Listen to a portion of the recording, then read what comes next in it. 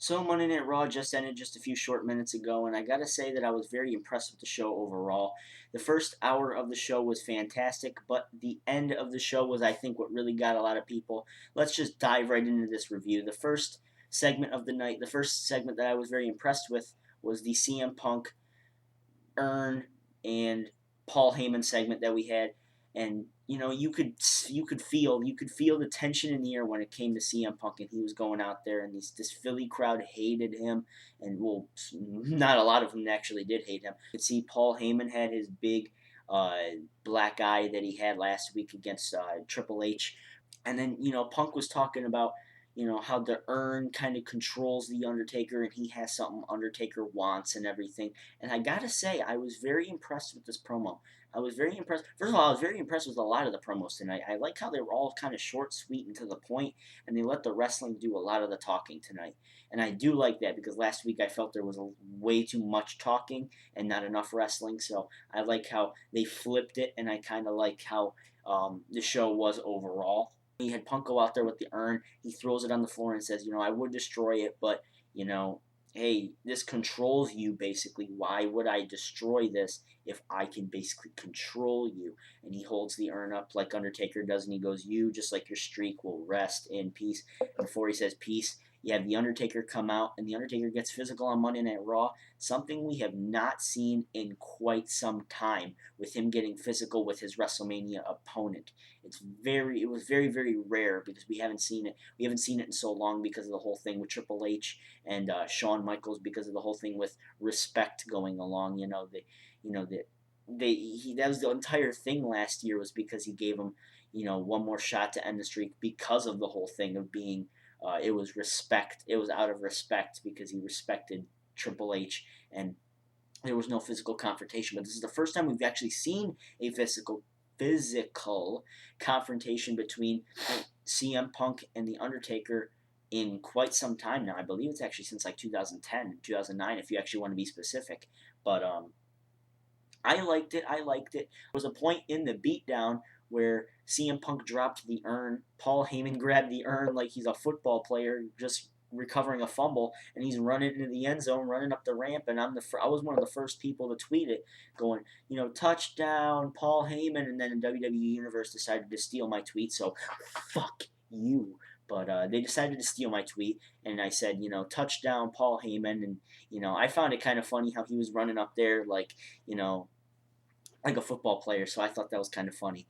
But I do like, and it's funny too because people are saying that this storyline is like you don't like it, and it's like I love it. First of all, I love it. First, don't get me wrong, because I predicted this back in December. I predicted that something like CM Punk and The Undertaker was going to happen at WrestleMania. But think about it. You have The Rock and John Cena too, by the way. And you have Triple H and Lesnar, which no one's really looking forward to.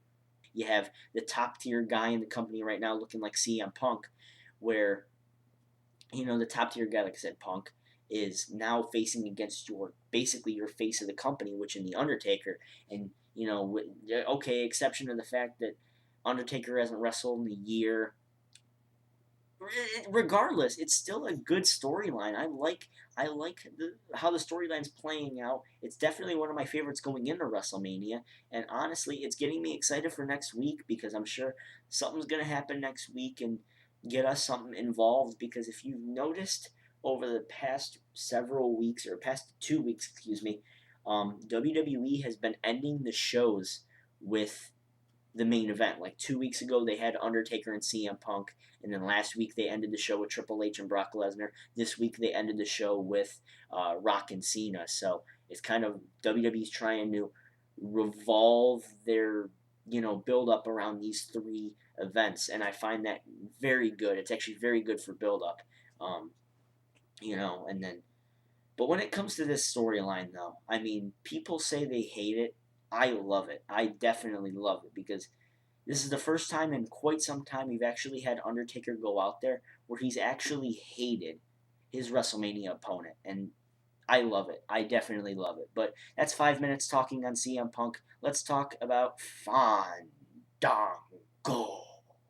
Yes, people hate this guy. They love to hate this guy because I guess maybe it's the character, maybe it's the attire, maybe it's the way he says his name or something. But it's genius. I mean, it's real genius. I mean, I'm not gonna sit here and say I love the guy, but I'm definitely gonna give him a shot. I'm definitely giving him the ball, and he's running with it. He's definitely running with it with the whole thing that he's been doing with Jericho the past 2 weeks, and definitely is establishing himself as a top, well, not a top guy, but as a real heel in this company. And it does seem like WWE is very focused on Fandango. They're very, very focused because you take a look at the stage with the streams coming down. He's got his dancer. You got the ballroom floor and the stage, and then when he comes down the ramp and he poses by the ring, and you have him doing his pose like in this little metal thing, him doing his pose, it starts lighting and stuff. WWE is very focused on this guy, and you can really tell. And it's going to be kind of weird how they're going to do that in MetLife Stadium. By the way, why I'm going to say that is because later on in the night it was announced Fandango will be taking on Chris Jericho at WrestleMania. So maybe WWE is actually thinking about putting Fandango over. Now, I could understand if this was something like WWE Payback, which, yes, I might be going to. Not 100% sure on yet. But if it was like that, or like an Extreme Rules, or for this even matter, if you want to be this close to WrestleMania season and like an Elimination Chamber, if we had this match then I would definitely take it seriously. But if it's at WrestleMania and you're against someone like Chris Jericho, who's accomplished as much as he has in the WWE, what's the why? I mean, then you got to really think about it. Is WWE trying to establish this guy as a real heel? Are they really trying to establish to their fans that, hey, this guy is for real? We are definitely for real on this guy. No matter how ridiculous he looks, no matter how ridiculous he talks, WWE is focused on the Fandango character, and I do like it. I'm definitely gonna give it a chance. And right now, I'm giving it a chance, and it's definitely running with it because just like on tonight's Raw, he got into a physical confrontation with Chris Jericho, and then eventually led to Chris Jericho versus Dolph Ziggler. And you have to realize that these two were building up to a Fandango match at WrestleMania to make Jericho look good going into the match. So it's weird because it's Fandango. It's this new guy coming in, and he's immediately coming in and getting a shot against Chris Jericho. But I'm definitely gonna give it a chance. And imagine WWE actually thinking about putting Fandango over Chris Jericho at WrestleMania. Imagine that. Let me know what you guys have to say down in the comment section below. But let's focus on the main event of the show. The Rock and John Cena had a Q&A on tonight's Raw with a bunch of legends and future Hall of Famers, and those two including Booker T and Mick Foley, who are going into the Hall of Fame next weekend, excuse me. They're going to the Hall of Fame next weekend for WrestleMania, which is in 13 days, by the way.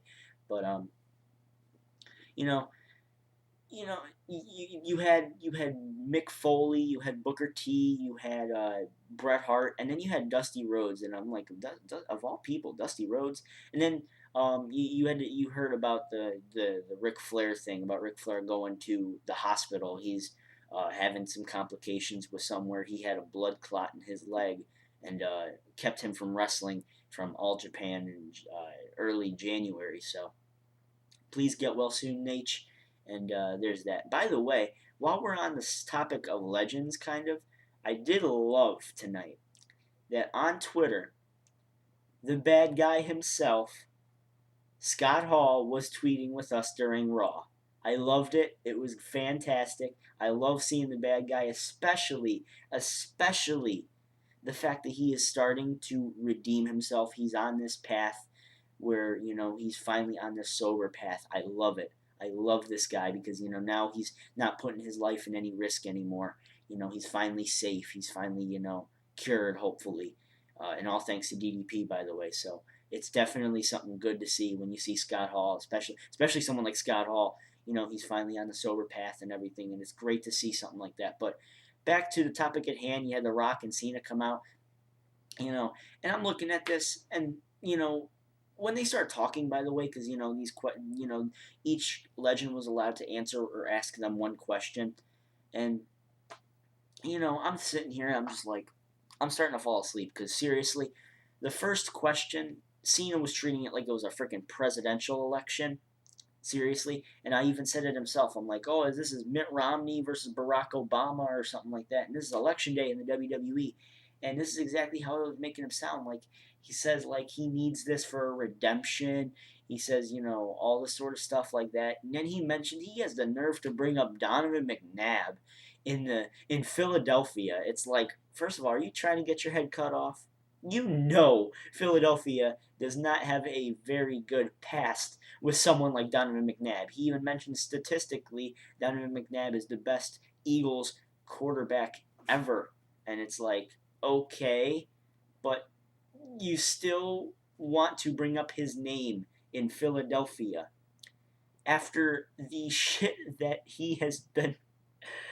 Anyway, he said he doesn't want to end up like Donovan McNabb. He doesn't want to the big one. He doesn't want to lose the big one again, which before I get to it, because it's so stupid. It's so stupid.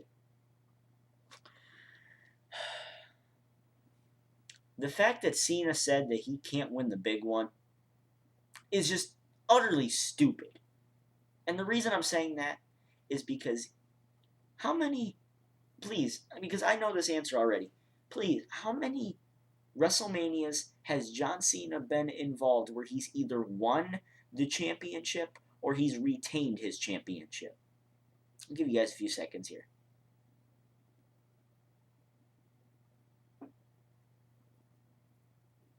That was 5 seconds. I hope you guys didn't Wikipedia that, but 5 is that number.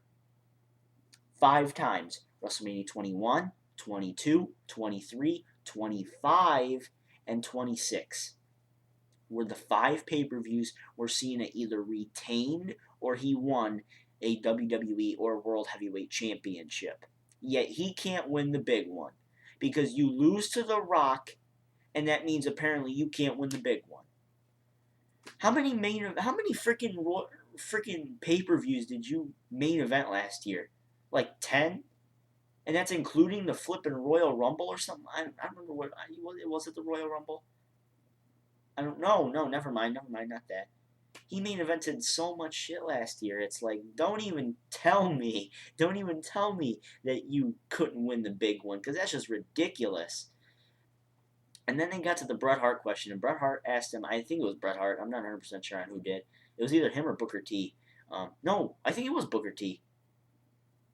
Yeah, one of them asked why. Why do you need this? And Cena gives him the stupidest answer in the world. He says because I have to, and The Rock basically just looks at him. He's like, "Come on, don't be stupid, Cena. Really, tell these people why you need to beat me. Why do you need to beat me?" And he's like, "Because I know I can beat you, and because you know I can beat you." And he's really starting to sound like a heel here. And I'm just like every wrestling fan right now. I was loving it. I was like, even though WWE is teasing us because they know we want this heel turn so bad, well, at least you guys want this heel turn. I've definitely let my opinion be known when it comes to Cena and a heel turn. But wrestling fans are like, yes, we're finally hearing John Cena. Cena's going to turn into a heel once again. And the way he was talking tonight actually made him kind of sound like a heel. So, he's like, because I have to. He has the nerve to mention Donovan McNabb in Philadelphia. He's really sounding like a heel tonight. He was sounding like a heel tonight. But he said because I have to and all that sort. He even had the balls to say that he deserved to be in the Attitude Era. He belonged in the Attitude Era, which didn't make a lot of sense at first, and I still really doesn't make a lot of sense here. But the fact that he even said that was just why. But then Rock starts going on. He's like, oh yeah, well, you belong here. You think you're better than me? I'll come prove it. And then Cena walks up to him, and they actually have a physical confrontation. Yes, they actually. Cena went for the AA, and then Rock eventually countered it into a rock bottom. So it was first time we've ever seen something like that, and the first time we've seen Cena and Rock actually get physical on an episode of Monday Night Raw because they've always been so talkative. They've been, like all via satellite, or they've been bagging on each other, all that sort of stuff. And this is the first time that we've seen them actually go physical, and I like it because it does definitely add some depth to the storyline. It definitely does add some depth to the storylines itself because you had Undertaker finally get physically involved with CM Punk, and now have Cena and Rock finally getting physically involved on Raw. So it's something we never actually would have thought we would have seen. But I'm sure now this is definitely going to bring a lot of people going into Raw next week. Definitely, because next week is the go home show. Next week is the last episode of Raw before WrestleMania. WrestleMania is in 13 days. Let me know what you guys have to think about the show. Um, did you guys like it? Did you guys not like it? Why? Let me know what you guys have to say. Um, I thought it was for everything from the Cena right here, the Cena thing here, to the Punk thing here. Everything in between was just god awful. Like it was just why, all that sort of stuff. There was actually some points where I would actually tune out and I'd start watching the Heat Magic game. So um, there's that. But let me know what you guys have to say about the Raw tonight. Did you guys like it? Did you guys not like it? How would you be able to improve it? And what do you guys think about these storylines? What do you guys think about these matches that we're going to have? And definitely leave your comments, everything down below. What do you guys want to see out of WrestleMania? What do you guys want to see out of Raw? Also, don't be afraid to hit that subscribe button down there. It's what it's there for. And 405 subscribers, thank you guys so much. Also, follow me at The PTE Show. On Twitter, I will be tweeting during any sort of live wrestling event, or I'll be just on Twitter regardless. So, you guys, that's the easiest way to get a hold of me. And that's about it for me today, guys. Hopefully, this all recorded and didn't screw up at all. So, thank you guys for watching. I am out. Perry the Entertainer signing out. Peace.